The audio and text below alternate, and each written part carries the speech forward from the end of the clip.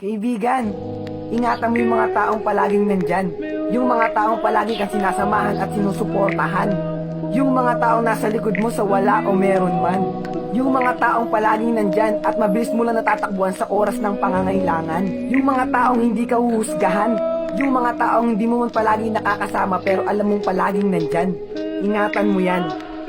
At magbigay ka naman ng isang pasasalamat naman dyan para sa mga tunay mong kaibigan. At sa mga kaibigan ko, maraming salamat sa inyo na kahit hindi man ako naging perpekto, thanks kay God dahil binigyan niya ako ng mga kaibigan na tulad niyo.